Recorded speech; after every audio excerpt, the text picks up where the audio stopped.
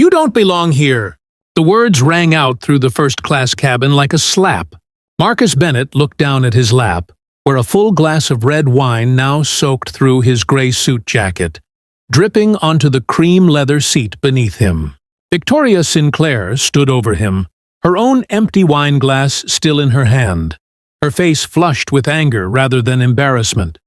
"This is a first-class cabin," she said, loud enough for every passenger nearby to hear. "I don't know how you got a seat up here, but I guarantee it wasn't earned." A flight attendant rushed over, eyes wide with alarm. "Ma'am, please, let me get you both." "Get him a seat in the back where he belongs," Victoria snapped, cutting her off. "I paid $12,000 for this seat. I'm not sitting next to whoever this is." Marcus said nothing. He calmly reached for the napkin the flight attendant offered, dabbing at his soaked jacket with quiet, practiced patience. Around them, passengers exchanged uncomfortable glances. A businessman across the aisle lowered his newspaper slightly, watching. An elderly woman 2 rows back covered her mouth with her hand. "Ma'am?" The flight attendant tried again, her voice trembling slightly. "This gentleman's ticket is completely valid. He's seated in 2A, exactly where he's supposed to be." Victoria waved her hand dismissively. "I don't care what the ticket says. Look at him. This isn't where people like him sit." Marcus finally looked up, his dark eyes calm, unreadable, and strangely steady given the wine still dripping from his sleeve. "Ma'am," he said quietly, his voice carrying just enough weight to make her pause. "You have absolutely no idea who you're talking to right now." Victoria let out a short, humorless laugh and sat back down, smoothing her skirt. She had no idea just how true those words would turn out to be, or how much her entire company's future was about to depend on the very man she'd just humiliated in front of an entire airplane. Before we continue, I'd love to know where you're watching from. Drop your city, state, or country in the comments below. I read as many as I can, and it means a lot to see where this story reaches. If you enjoy powerful justice stories with unforgettable twists like this one, don't forget to like this video and subscribe to the channel. It really helps us bring you more stories like this. Now let's find out exactly who Marcus Bennett really is. Marcus Bennett was 44 years old, and despite being worth several $100 million, he still flew coach more often than not, still packed his own lunch most days, and still drove a 7-year-old sedan to the office instead of anything flashier. He'd grown up in a modest 2-bedroom apartment in Cleveland, Ohio, raised by his mother, Patricia Bennett, a school cafeteria worker who worked double shifts to keep food on the table after his father left when Marcus was 9. Patricia had one rule she repeated constantly throughout Marcus's childhood. "Nobody hands you respect, baby," she used to tell him. "You earn it, quietly, one honest day at a time." Marcus had taken that lesson and built an entire life around it. He'd worked his way through Ohio State on scholarships and part-time jobs, eventually landing an entry-level analyst position at a small investment firm in Columbus.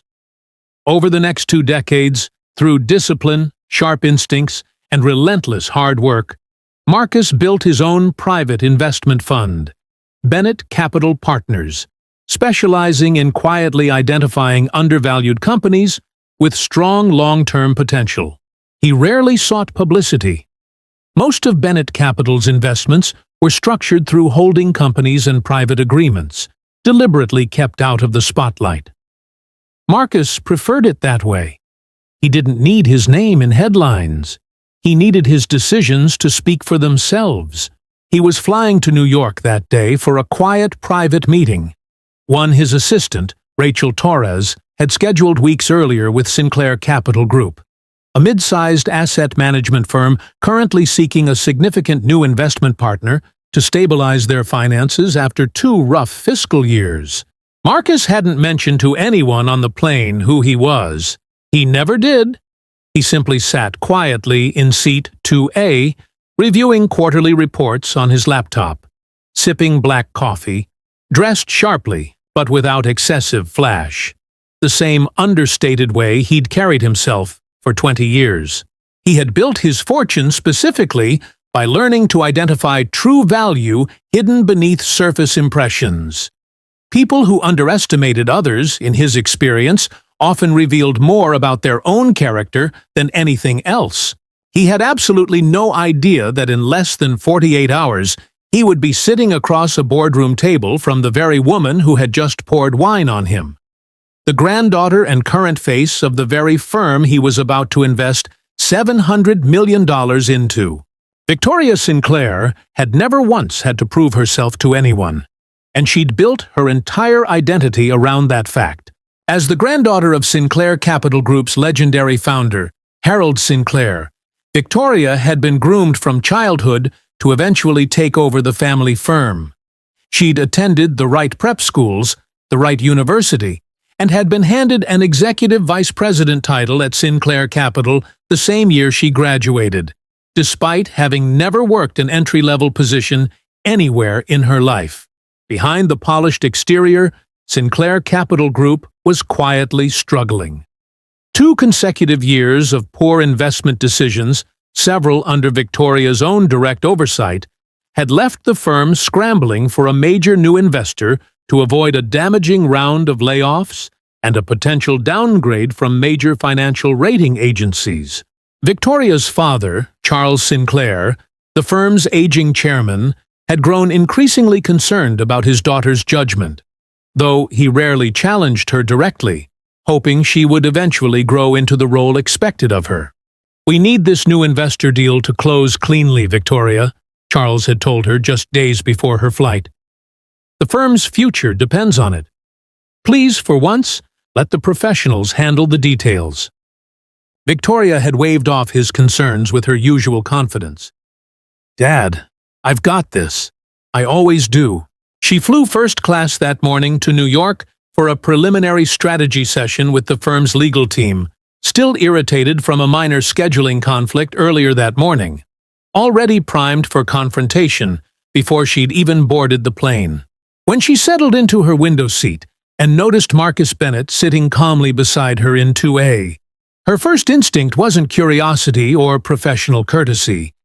It was immediate, unearned suspicion. She'd built her entire worldview around a simple, deeply flawed assumption that people who looked a certain way, dressed a certain way, or carried themselves with quiet confidence rather than obvious wealth simply didn't belong in the same spaces she occupied. When the flight attendant accidentally bumped her arm while serving drinks, causing her wine glass to wobble, Victoria didn't blame the attendant.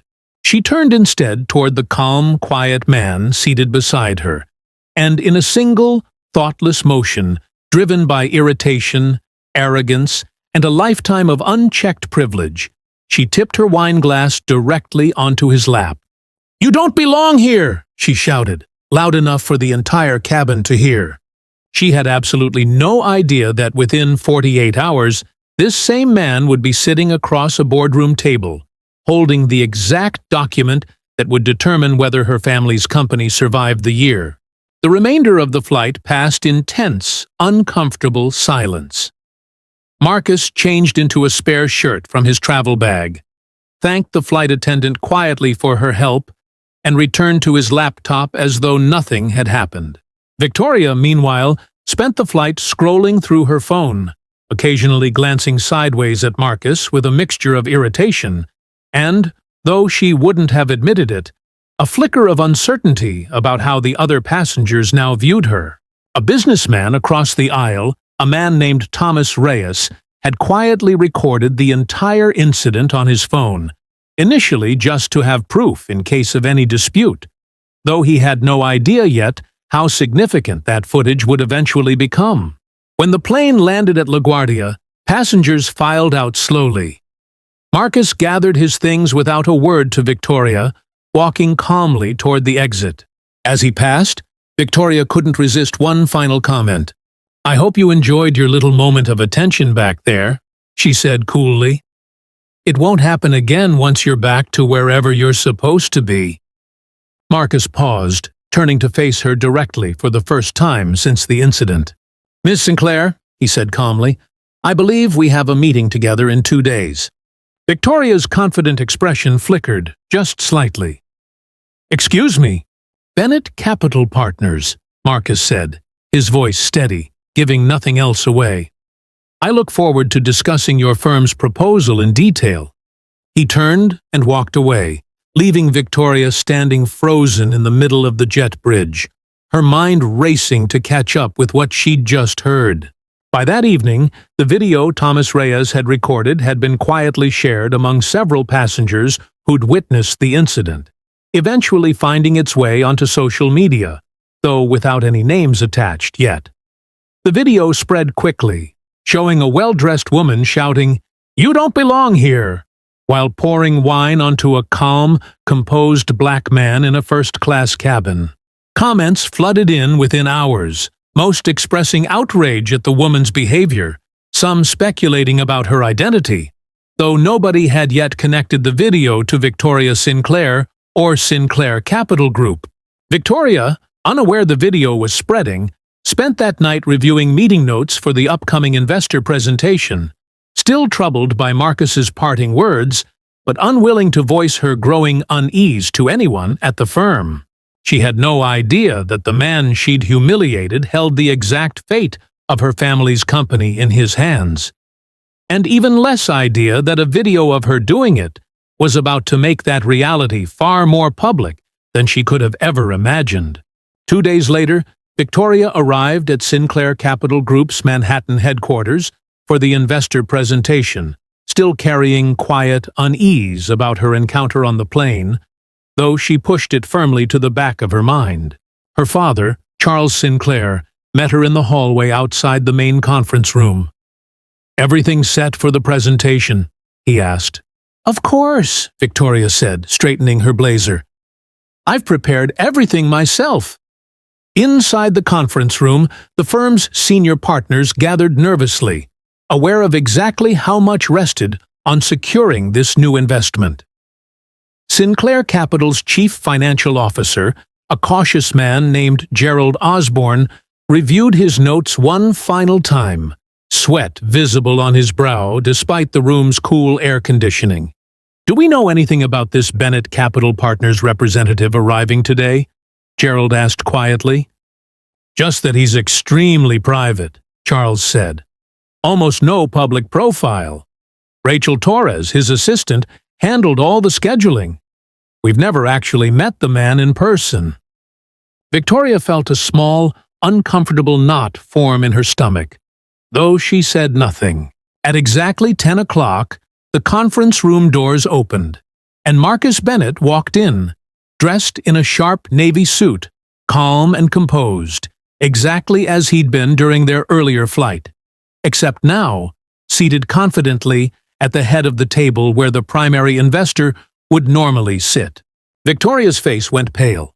"Good morning," Marcus said evenly, glancing briefly at Victoria before addressing the room. "I believe most of you are expecting Bennett Capital Partners representative today." Charles Sinclair extended his hand immediately, professional and gracious, despite clearly sensing tension in the room. "Mr. Bennett, thank you for making time. We're eager to discuss the investment terms." Marcus shook his hand firmly. "Likewise, Mr. Sinclair, though I should mention, your daughter and I have actually already met." The room went uncomfortably silent. Gerald Osborne glanced nervously between Victoria and Marcus, clearly sensing something significant had happened that he wasn't yet aware of. Victoria opened her mouth, searching desperately for something, anything, to say. Before she could speak, her phone buzzed sharply in her jacket pocket. She glanced down, and her stomach dropped even further. A text message from her assistant read simply, "Victoria, you need to see this video. It's spreading fast. Call me immediately." She looked up at Marcus, who was now calmly opening his laptop to begin the presentation, seemingly unaware, or perhaps simply choosing not to acknowledge, the storm quietly gathering around her. The presentation continued for nearly 40 minutes, with Marcus asking sharp, detailed questions about Sinclair Capital's recent financial struggles. Questions that made it increasingly clear he understood the firm's weaknesses far better than most of the room was comfortable admitting. Victoria sat rigid throughout, barely able to focus, her mind consumed by the growing realization that the video from the flight was circulating rapidly online, though she still had no idea how far it had spread, or who had actually filmed it. Near the end of the meeting, Gerald Osborne excused himself briefly, stepping into the hallway to answer an urgent phone call. When he returned, his face had gone noticeably pale. "Charles," he whispered, leaning close to Sinclair's ear, "we need to speak privately. Immediately." Charles frowned, glancing at Marcus. "Mr. Bennett, if you'll excuse us for just a moment." Marcus nodded calmly, closing his laptop. "Take your time."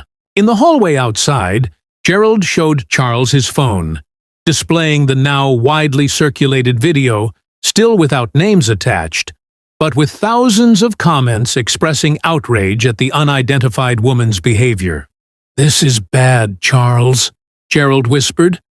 "If this gets connected to Victoria, to us, right in the middle of finalizing a major investment deal." Charles closed his eyes briefly, absorbing the weight of what he was seeing. "Does Marcus Bennett know about this video?" "I don't know," Gerald admitted. "But given how she reacted in there, I think she recognizes him from somewhere." Charles returned to the conference room, forcing a calm, professional expression, despite the storm clearly building beneath the surface. Victoria caught his eye briefly, and something in his expression told her he already suspected the truth, even without saying a word. Marcus, meanwhile, remained entirely composed, calmly reviewing his notes as though nothing unusual had happened at all. If he recognized the growing tension in the room, he gave absolutely no outward indication. The meeting concluded shortly afterward, with vague, non-committal language about finalizing details and reconvening soon. Though everyone in that room understood something significant had shifted beneath the surface, something that had nothing to do with financial spreadsheets at all. As Marcus gathered his things to leave, he paused briefly beside Victoria's chair. "I look forward to our next conversation, Ms. Sinclair," he said quietly. "I imagine it will be considerably more honest than our first one."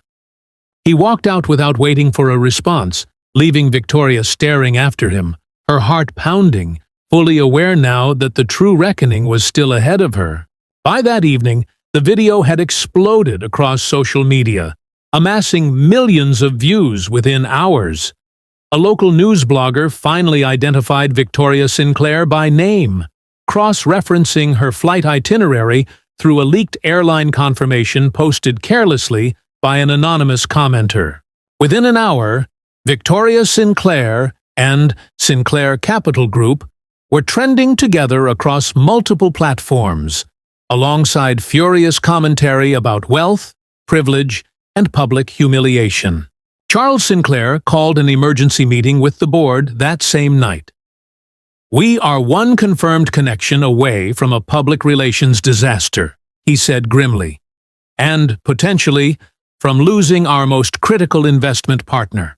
Victoria sat at the far end of the table, humiliation and fear finally cracking through her usual confidence.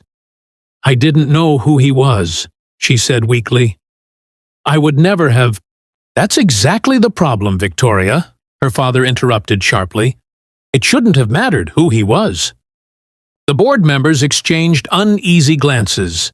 Several members, already frustrated by years of Victoria's overconfidence and repeated financial missteps, seized the opportunity to voice concerns they'd long kept quiet.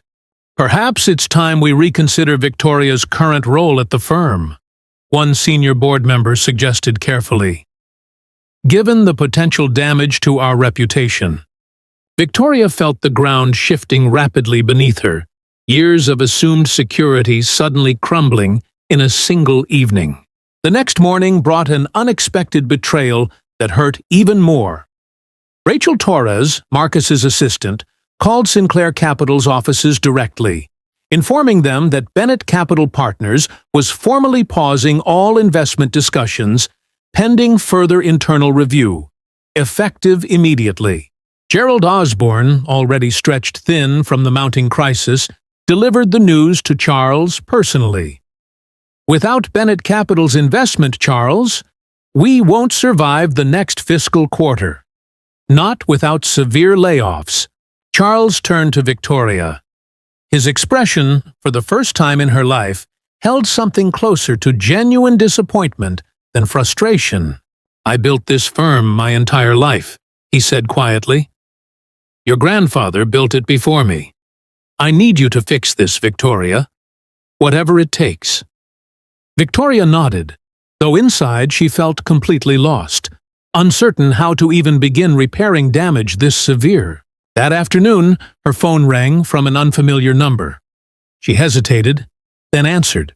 "Ms. Sinclair," Marcus's calm voice said, "I think it's time we spoke honestly. Just the two of us. No board members, no cameras, just a conversation." Victoria's breath caught in her throat. "When?" "Tonight," Marcus said. "There's a diner near your office.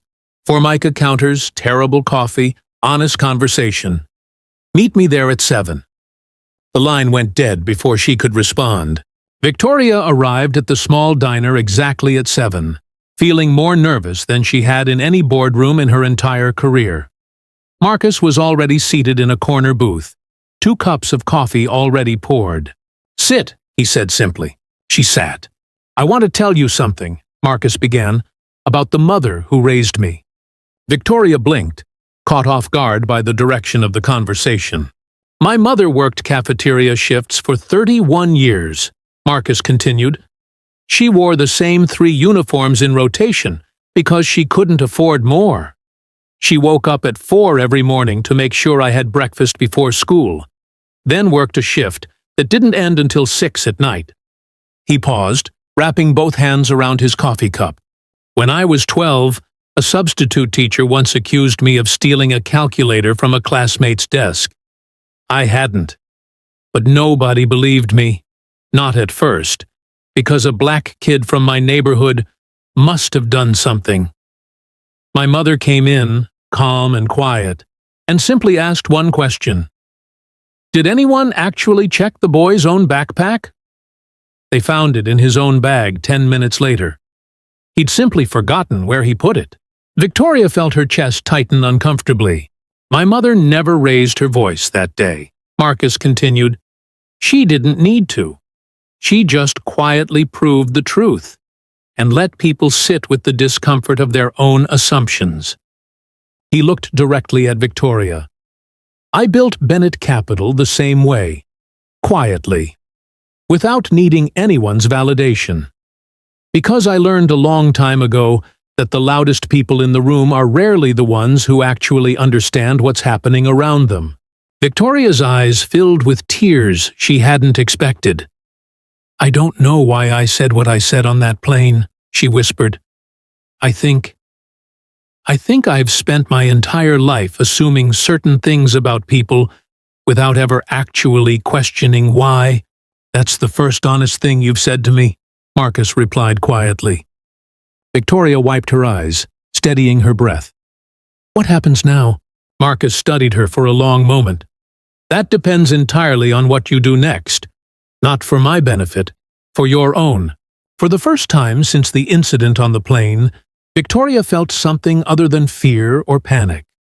She felt, for the first time in longer than she could remember, the quiet, uncomfortable weight of genuine self-reflection.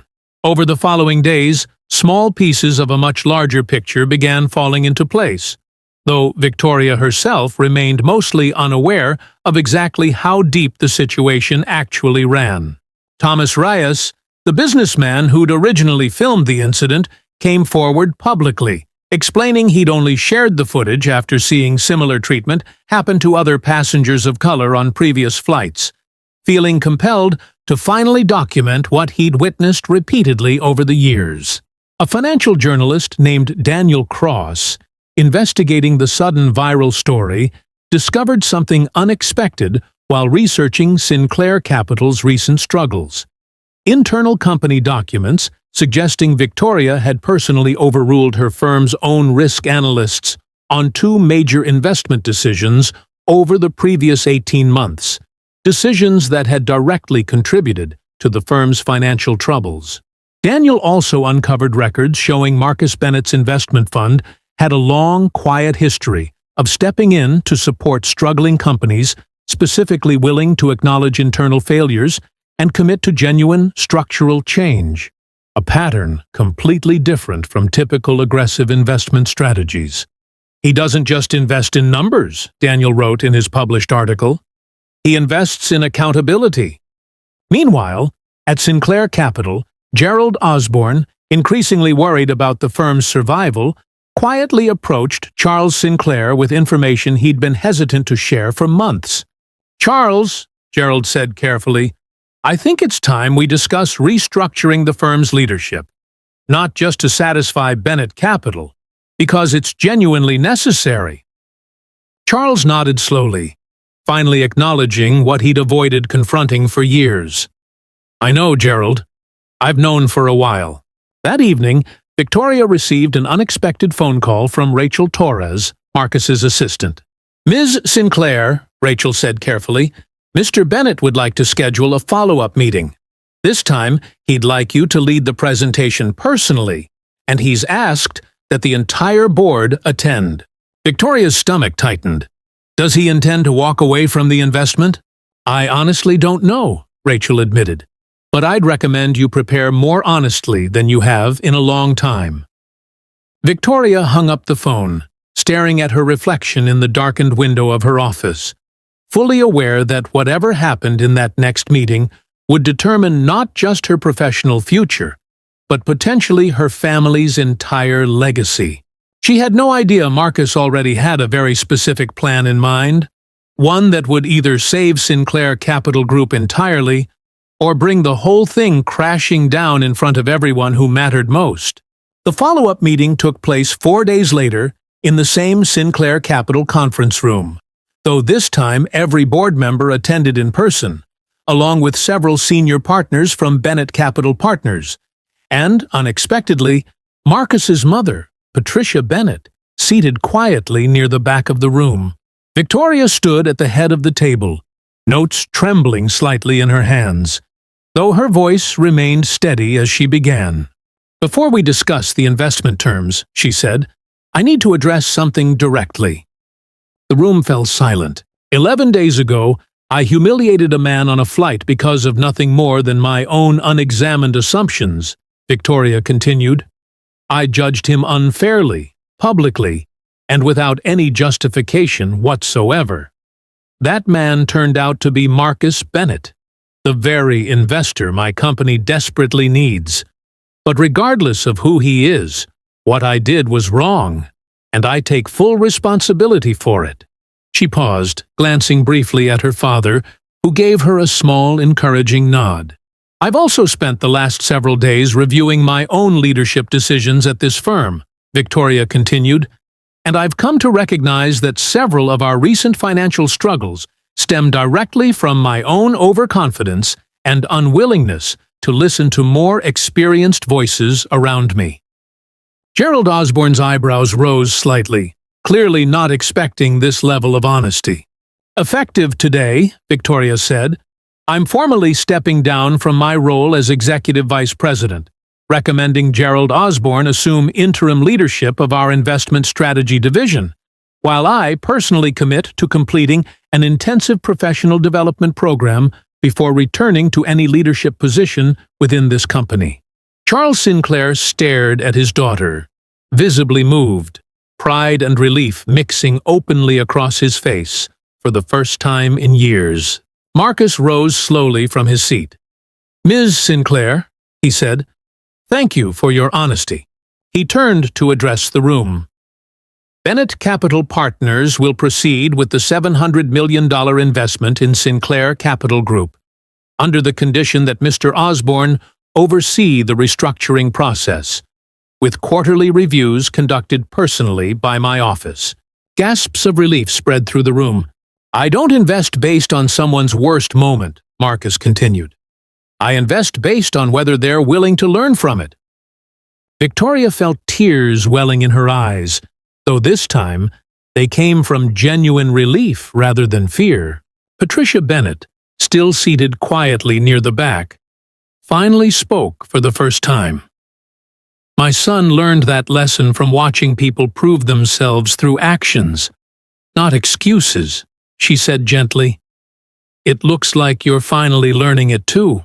The entire room, for the first time since the story had first gone viral, felt something shift. Not humiliation, not scandal, but the quiet, powerful beginning of genuine accountability. News of Sinclair Capital Group's restructuring, alongside Victoria's public apology and Marcus Bennett's continued $700 million investment, spread just as quickly as the original viral video had, though this time for entirely different reasons. Major financial news outlets picked up the story within hours, praising both Victoria's public accountability and Marcus's unusual, principle-driven investment philosophy. A widely shared editorial in a respected business publication described the situation as a masterclass in redemption through action, not empty words. Thomas Reyes, the man who'd originally filmed the incident, received a personal thank you letter from Marcus, expressing genuine appreciation for bringing important, uncomfortable truths into the light, even when doing so felt risky. Gerald Osborne took over Sinclair Capital's restructuring efforts with careful, steady leadership, quickly stabilizing the firm's financial position over the following months, guided closely by quarterly reviews from Bennett Capital's own experienced analysts. Victoria completed a full year of professional development and leadership training, working directly under experienced mentors, hand-picked specifically because of their reputations for direct, honest feedback. She returned to Sinclair Capital afterward, not as an executive vice president, but as a junior portfolio analyst, choosing deliberately to rebuild her career from a position of genuine, earned experience rather than inherited privilege. Charles Sinclair, watching his daughter's transformation over that year, found himself prouder of her humility than he'd ever been of her previous confidence. "You've become someone your grandfather would have genuinely respected," he told her quietly during a family dinner nearly a year after the original incident. "Not because of the Sinclair name, because of who you've chosen to become, despite it." Marcus Bennett, for his part, avoided nearly all media attention throughout the entire situation, declining almost every interview request, preferring instead to let the actual outcomes speak for themselves. When a reporter finally managed to ask him directly why he'd chosen to invest in a company run by someone who had publicly humiliated him, Marcus offered a simple, quiet answer. "Anyone can build a reputation during their best moments," he said. "I'm far more interested in how people rebuild themselves after their worst ones." Sinclair Capital Group survived, restructured, and gradually rebuilt its reputation over the following 2 years, eventually becoming known throughout the industry not for its previous financial struggles, but for one of the most genuine corporate accountability transformations the sector had seen in over a decade. Nearly 2 years after the incident on that flight, Marcus Bennett found himself once again seated in first class, this time on a much quieter, uneventful trip back to Cleveland to visit his mother. As the plane leveled off, a familiar voice spoke beside him. "Mr. Bennett?" He turned to find Victoria Sinclair standing in the aisle, considerably more humble in demeanor than the woman he'd first encountered on a similar flight years earlier. "Ms. Sinclair," Marcus said, genuinely surprised. "Small world." "I'm actually seated back in coach today," Victoria said, a small, self-aware smile crossing her face. "I just wanted to say hello, and to thank you again, properly, for everything." Marcus gestured to the empty seat beside him. "Sit for a moment if you'd like." Victoria sat down carefully. "I think about that flight almost every single day," she admitted. Not with shame anymore, exactly. More like a reminder of who I don't want to be. That's a healthier way to carry it, Marcus said. Sinclair Capital's doing well, Victoria continued. Gerald's leadership completely turned things around. And I've actually found I enjoy analysis work far more than I ever enjoyed sitting at the head of a boardroom table. Marcus nodded thoughtfully. Sometimes the seat we think we're entitled to isn't actually the one that fits who we really are. Victoria smiled, genuinely this time. My father says something almost identical. As the plane continued toward Cleveland, the two of them talked easily, comfortably, about markets, mentorship programs Victoria had begun volunteering with, and Bennett Capital's continued quiet influence across dozens of struggling companies willing to embrace genuine change. When the flight landed, Victoria stood to disembark, pausing briefly beside Marcus's seat. "Thank you," she said simply, "for giving me the chance to actually become someone worth investing in." Marcus smiled warmly. "You did that part yourself, Ms. Sinclair. I just happened to be paying attention." As Victoria walked toward the exit, Marcus glanced out the window at the Cleveland skyline, thinking quietly of his mother's simple, enduring lesson from decades earlier. That respect was never handed out. It was built, patiently, one honest choice at a time. So, where are you watching from tonight? Drop your city, state, or country in the comments below. I read every single one I can.